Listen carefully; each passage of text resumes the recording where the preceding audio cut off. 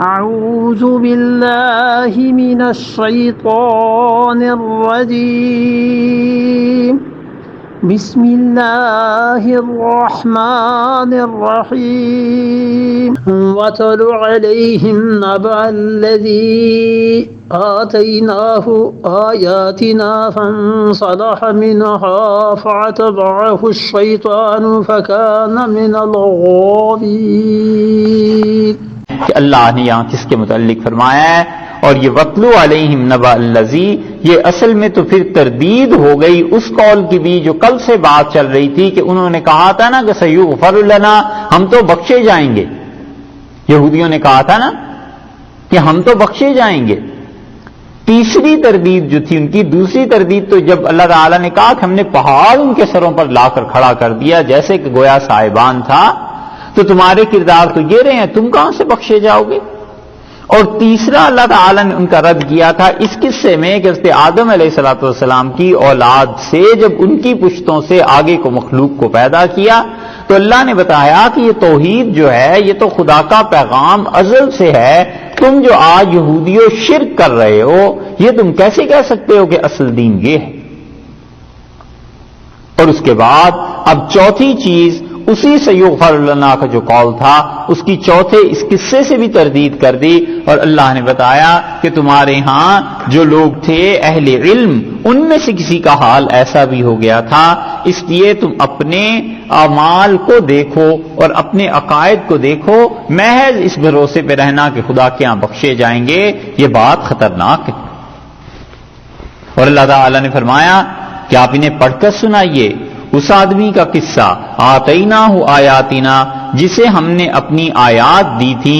آیات سے کئی ایک مفسرین نے یہاں شعر اور حکمت مراد لی ہے کہ حکمت کی باتیں یہ اللہ کی نشانیوں میں سے ہیں اور اچھی شاعری یہ بھی اللہ کی نشانیوں میں سے. یہ آپ غور کیجئے کہ اللہ کی نشانیوں پر کس کس علم پر اللہ کی نشانیوں کا اطلاق ہوا ہے. اور یہ ایسے ہی ہے جیسے سورہ بقرہ میں آیا تھا کہ اللہ نے اسے علم دیا ہے، اور ابھی سورہ اعراف کے آغاز میں آپ سن چکے ہیں وہاں بھی ایک قوم کے قصے میں آیا تھا کہ اللہ تعالیٰ نے ان کو فرمایا کہ ہم نے تم پر مہربانی کی، عنایت کی، تو وہاں پر بھی دنیاوی علوم ہی مراد تھے. اور یہاں آیاتنا کی تفسیر کئی ایک مفسرین نے کی ہے کہ اللہ نے اسے شعر، حکمت، دین یہ سب کچھ دیا تھا. اس کا مطلب یہ ہے کہ کسی انسان کو اللہ کے دین کے ساتھ صحیح تعلق و عقیدہ و یہ چیزیں اور اس کے ساتھ ساتھ دنیاوی اعتبار سے بھی وہ ترقی کر جائے، یہ خدا کا احسان ہے جو اس انسان پہ ہوا. فانسلخ منہا، اور وہ انسان نکلا اس سے، فانسلخ چھوڑ کر نکلا، منہا اس سے، وہ جو اللہ نے مہربانی کی تھی اس انسان نے انسلاخ کیا. اور انسلاخ اصل میں کہتے ہیں جانور کا اپنی کھال کو چھوڑ کر باہر آ جانا. سانپ کیچلی بدلتا ہے نا، تو اپنی اصل کھال کو چھوڑ کر وہ ایک نیا رنگ اختیار کر لیتا ہے، اس کو کہتے ہیں انسلاخ. اور ہوتے ہوتے یہ لفظ انسانوں کے لیے استعمال ہونے لگا کہ کسی انسان کا ننگا ہو جانا، بالکل کپڑے اتار دینا، تو گویا وہ ایک اور روپ میں سامنے آ جاتا ہے لوگوں کے، جو روپ اس کا پہلے تھا وہ ختم ہو جاتا ہے. فانسلخ منہا، اور یہ کیا ہوا، ان آیات سے نکلا اور اس کا نیا روپ سامنے آ گیا. الیاذ باللہ، یہ ہے ارتداد اور یہ ہے دل کا پھر جانا، اور یہ ہے کہ اللہ کی نشانیاں مل جانے کے باوجود انسان گمراہی کے راستے کو اختیار کر لے. دو چیزوں کو دیکھیں بلکہ تین کو. اللہ تعالی نے آتیناہ میں نسبت اپنی طرف کی کہ ہم نے اسے یہ چیزیں دی تھیں. آیاتنا میں بھی نسبت اپنی طرف کی کہ یہ ہماری نشانیاں تھیں. اور فانسلخ میں نسبت اس آدمی کی طرف کی کہ یہ آدمی ان چیزوں کو چھوڑ کے بھاگ گیا تھا. تو اس کا مطلب یہ ہے کہ بندے کا اپنا اختیاری فعل جو ہوا کرتا ہے اس پہ خدا سزا کو مرتب کر دیتا ہے، اور فضل جو اللہ کا ہوا کرتا ہے وہ بغیر سبب اور بغیر علت کے بھی ہوا کرتا ہے. یہ نہیں کہا اللہ نے کہ اس نے کون سی کوئی ایسی عبادت کی یا بہت اچھا ہوا تو پھر ہم نے اسے چیزیں دی، بلکہ اللہ تعالیٰ نے فرمایا ہم نے اسے دے دی تھی. اپنا انعام، اپنا احسان اس پہ کیا تھا اور وہ خود ان چیزوں کو چھوڑ کر بھاگا ہے. اس کا مطلب یہی نکلا کہ انسان پر اللہ کے انعامات ہوتے ہیں بے شمار، اور انسان اپنی مرضی، اپنے ارادے سے خدا کے ان انعامات سے جب پھرتا ہے، جب ان انعامات کو رد کرتا ہے تو پھر خدا کا عذاب آیا کرتا ہے. اس لیے کبھی بھی اللہ تعالیٰ جو مہربانی کر دے اس کو خام خواہ انسان اللہ کی نافرمانی میں نہ استعمال کرے، وگرنہ یہ ہوتا ہے کہ ناقدری اور خدا ان چیزوں کو چھین لیتا. عمومی طور پر جو حالات تباہ کن پیش آتے ہیں کہ سب کچھ ہوتے ہوئے بھی انسان کسی ایک ٹکے کا نہیں رہتا، اس کے اسباب بنیادی طور پر 3 ہوتے ہیں. ایک چیز ہوتی ہے بدگمانی، اور اللہ کو یہ فعل بڑا ہی ناپسند ہے. خام خواہ لوگوں کے متعلق بدگمانی، خام خواہ جس انسان سے لینا نہیں دینا نہیں واسطہ نہیں پڑنا، اس انسان پر بھی بدگمانی کہ یہ حرکت کر رہا ہوگا، یہ بات ہو رہی ہوگی. ایک آدمی گاڑی چلا رہا ہے اور فرض کر لیجئے کہ اس کو فون گھنٹی بجنے لگی اور اس نے فون اٹھا کے سننا شروع کر دیا. اب گاڑی اس سے بے قابو ہو گئی. ہو جاتا ہے. جو پیچھے دور سے اسے دیکھ رہا ہے وہ کہتا ہے کہ ضرور اس نے پی ہوئی ہوگی، دیکھ لو یہ مجھے تو 99% شور ہے اس نے پی ہوئی ہوگی. حالانکہ وہ جو گاڑی ہے وہ جانتا ہے کہ پینا پلانا کہاں، وہ تو بیچارہ فون سن رہا تھا، کوئی اہم خبر کوئی چیز تھی، اس وجہ سے یہ ہو گئی. یہ بدگمانی انسانوں سے اور خام خواہ اپنی بدگمانی کو یقین کے درجے تک پہنچا لینا کہ جو میں کہتا ہوں بالکل ٹھیک کہتا ہوں، یہ اللہ کے انعامات کو بندے سے ہٹا دیتی ہے. اللہ نے انعام کیا ہے تو اس کا مطلب یہ نہیں ہے کہ یہ خدائی ٹھیکیدار اس زمین پہ لگ گیا ہے کہ جس کے متعلق جو چیز چاہے سوچتا رہے اور پھر سند بھی حاصل کرنے کی کوشش کرے کہ ہم نے تو پہلے ہی کہہ دیا تھا. غلط بات. لوگوں سے اچھا گمان رکھے ہمیشہ، اور جب معاملات پیش آئیں تو 2 اور 2 4 کی طرح صاف بات کرے کہ یہ کرنا ہے یا نہیں کرنا، یہ ہونا ہے نہیں ہونا. لیکن گمان سب سے اچھا رکھے. یہ بدگمانی ایسی چیز ہے جو بڑے بڑے لوگوں کو جڑ سے اکھیڑ دیتی ہے اور مرتے دم تک تزکیہ حاصل نہیں ہوتا. کبھی بھی بدگمانی میں نہ پڑے.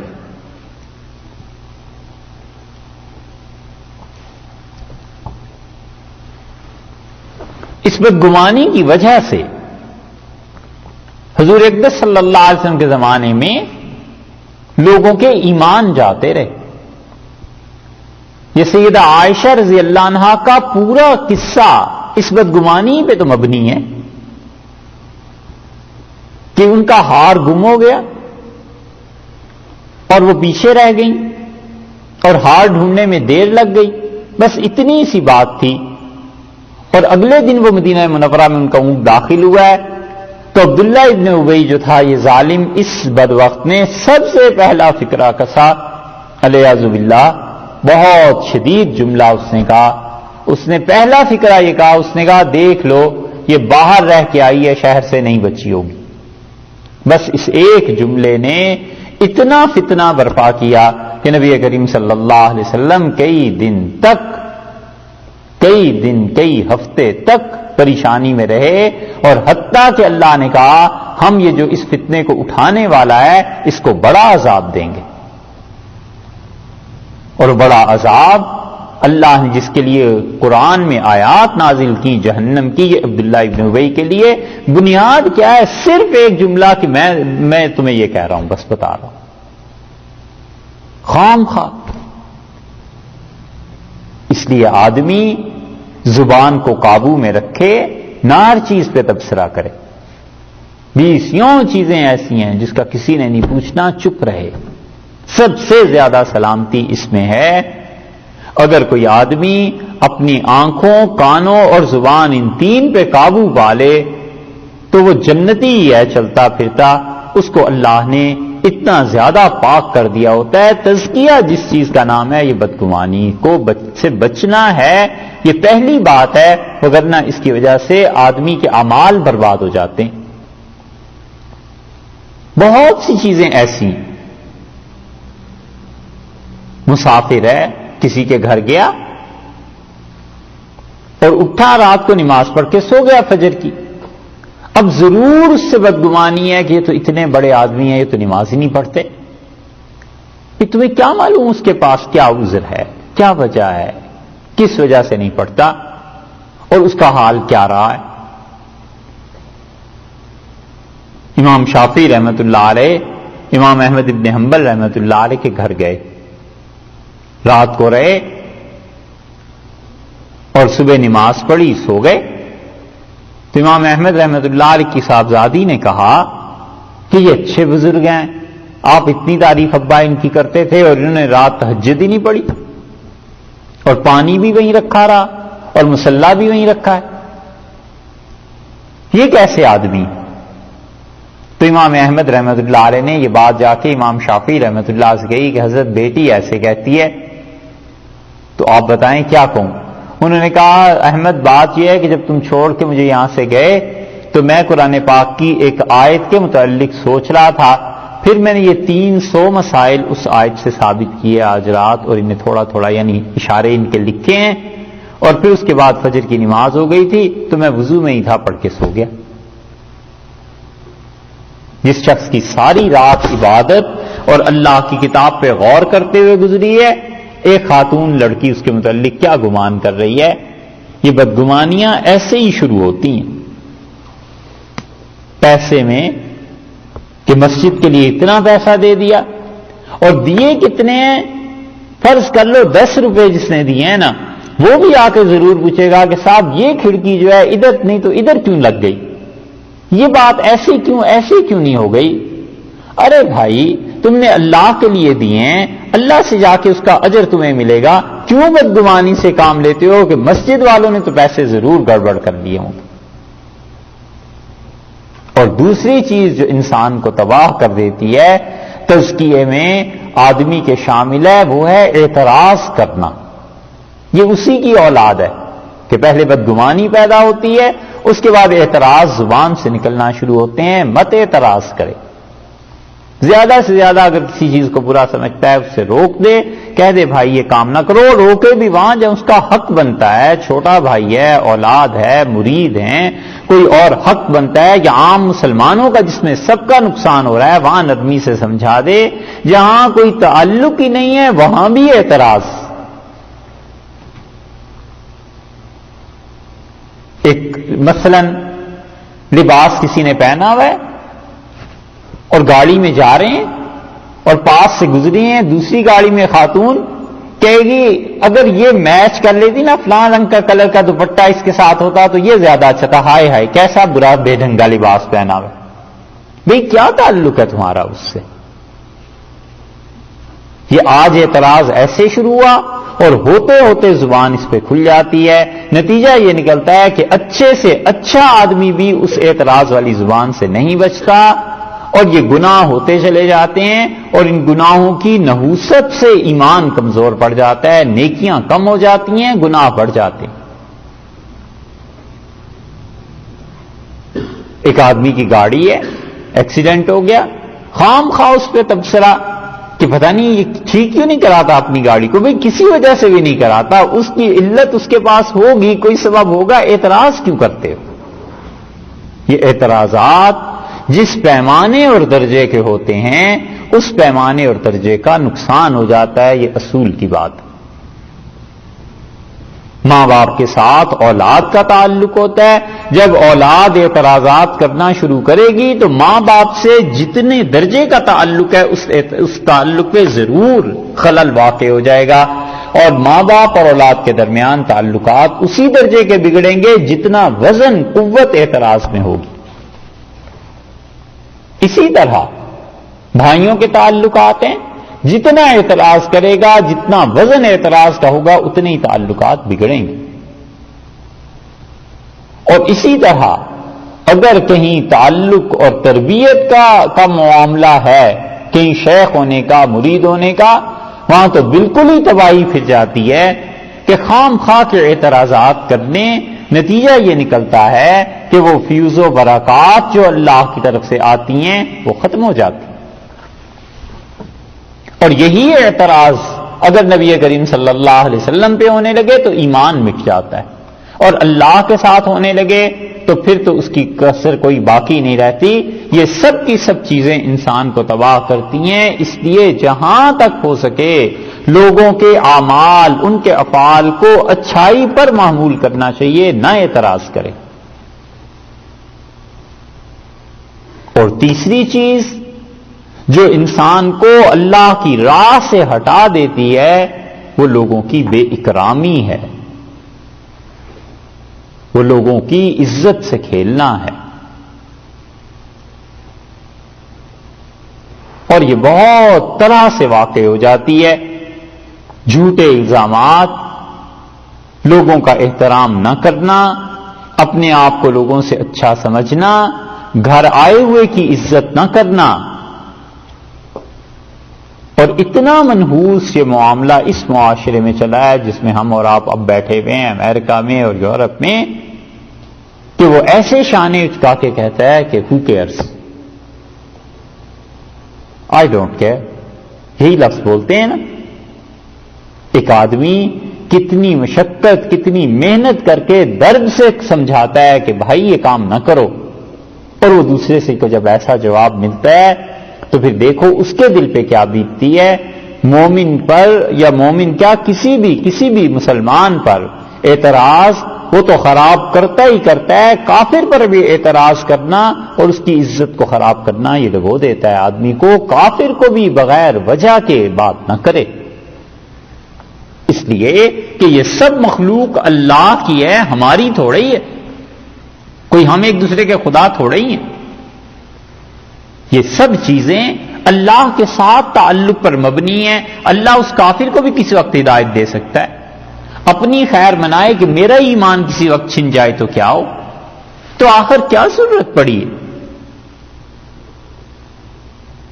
سالن آپ نے دیکھا ہے، حضرت نے اس کی مثال ایک مرتبہ لکھنؤ میں ارشاد فرمائی، فرماتے سالن میں اوپر دیکھو تو تری ہوتی ہے، حضرت رحمت اللہ علیہ فرماتے کہ یہ جو تری ہے نا اس کی یہ سالن کی خوبصورتی ہوتی ہے، اور اگر تری اوپر سے ہٹا لیں تو سالن تو رہتا ہی رہتا ہے لیکن اس کی خوبصورتی ختم ہو جاتی۔ تو جو لوگ بیٹھے ہوئے تھے فرمایا سمجھے؟ تو انہوں نے عرض کیا جی حضرت۔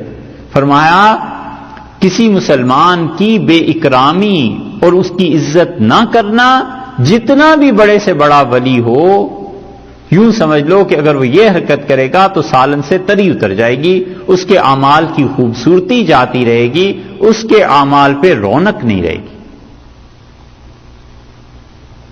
یہ چیزیں ہیں کہ اللہ نے سب کچھ کسی کو دیا ہوا ہو، اس کے باوجود وہ اعتراض کرے اور یہ حرکتیں کرے تو اس کا مطلب یہ ہے کہ بھی تزکیہ نہیں ہوا، جسے نفس کا آیا ہونا کہتے ہیں نا، وہ آیا نہیں ہوا۔ نبی کریم صلی اللہ علیہ وسلم نے فرمایا حضرت عیسیٰ علیہ الصلوۃ والسلام کے سامنے ایک آدمی نے چوری کی اور سیدنا عیسیٰ علیہ الصلوۃ والسلام نے فرمایا کہ یہ غلط بات ہے جو چوری کی ہے۔ اس نے کہا میں نے چوری نہیں کی، تو حضرت مسیح علیہ الصلوۃ والسلام نے اس سے کہا کہ اچھا تم نے نہیں کی ہوگی، میرے آنکھوں کو دیکھنے میں دھوکہ ہو گیا۔ یہ تو ہر ایک آدمی کا مقام نہیں ہو سکتا، مگر اتنا تو کم سے کم کرے کہ اپنی ذات سے تعلق رکھے، خام خواہ لوگوں کے متعلق بدگمانی اور اس کے بعد اعتراض اور اس کے بعد ان کی بے اکرامی، یہ چیزیں اللہ کی راہ سے ہٹا دیتی ہیں۔ یہ اس انسان کا کیا حال ہوا ہے؟ اللہ نے فرمایا فانسلخ منہا، یہ اللہ کی نشانیوں سے نکل گیا، بالکل خدا کی نشانیاں اس سے الگ ہو گئیں۔ پھر ہوا کیا؟ فاتبعہ الشیطان، پھر پیچھے لگا اس کے شیطان، شیطان نے اس کے پیچھے لگ گیا۔ یا تو مطلب یہ ہے کہ شیطان نے اس کی پیروی کی، یہ شیطان سے بھی بڑا ہو گیا، اور یا مطلب یہ ہے کہ شیطان نے طاق لیا کہ اب اس انسان کو اپنا نشانہ بنانا ہے، اور اب اس انسان کے ساتھ رہ کر اس کے دین کو اور اللہ نے جو انعام اس پہ کیا ہے یہ چھین لینا ہے. فَأَتْبَعَهُ الشَّيْطَانُ، شیطان اس کے پیچھے پڑ گیا. فَكَانَ مِنَ الْغَاوِينَ، اور اللہ نے فرمایا ہے وہ کیا ہو گیا؟ من الغاوین، گمراہوں میں سے ہو گیا. طیبی رحمت اللہ علیہ مشکات کے شارح ہیں، اور مشکات کی شرح بہت لوگوں نے لکھی ہے. ملا علی قاری رحمت اللہ علیہ نے بھی لکھی ہے، مرقات کے نام سے چھپ گئی ہے، مل جاتی ہے. اور مشکات کی شرح طیبی رحمت اللہ علیہ نے بھی لکھی ہے، بڑی مدتوں کے بعد یہ چھپی، اس کا نسخہ ملا. اور مشکات کی شرح طوربشتی رحمت اللہ علیہ نے بھی لکھی ہے، اور طوربشتی کی شرح دنیا میں کہیں نہیں رہی تھی. آخر ایک صاحب حیدرآباد سے لے کے آئے. دنیا مایوس ہو گئی تھی کہ طوربشتی کی شرح مشکات کی باقی نہیں رہی، اور وہ حیدرآباد گئے اور وہاں سے چپکے سے کسی سے بات چیت کی، نکلوائی، اس کی مائکرو فلمز بنائی اور لے آئے ہمارے ہاں پاکستان میں. اب تک اس پہ کام نہیں ہوا. وہ کہہ رہے تھے کہ کام کروا رہے ہیں اور پھر اس کے بعد وہ چھاپیں گے. تو حیدرآباد سے جس مشکل سے وہ لائے، پیسے یہ وہ سب کچھ کر کے، وہ ایک الگ قصہ. اتنا کچھ پڑا ہوا ہے وہاں، لیکن حیدرآبادیوں کو معلوم نہیں. طیبی رحمت اللہ علیہ نے اس کی شرح میں لکھا ہے، اس مشکات کی جو شرح ہے. مشکات امام غزالی کی؟ نہیں، مشکات ان کی بغوی محی السنہ. مشکات جو حدیث کی مشہور کتابیں پڑھائی جاتی ہے سیاستہ سے پہلے، بغوی رحمت اللہ علیہ کی یا شافعی رحمت اللہ علیہ کی. تو یہاں پہ فرمایا کہ فکان من الغاوین. طیبی رحمت اللہ علیہ کہتے ہیں کہ یہ جو علماء سو ہیں، برے کردار کے جو علماء ہیں، انہیں سبق سیکھنا چاہیے اس چیز سے کہ علم بھی آیا، سب کچھ آیا، اور اس کے بعد جب اس سے دنیا کمانی شروع ہوئے تو کس طرح پٹڑی سے اتر گئے، اور کس طرح وہ انسان اللہ کے ان لوگوں میں آ گیا، اللہ کے ہاں فہرست میں، جن لوگوں کو خدا نے دھتکار دیا تھا.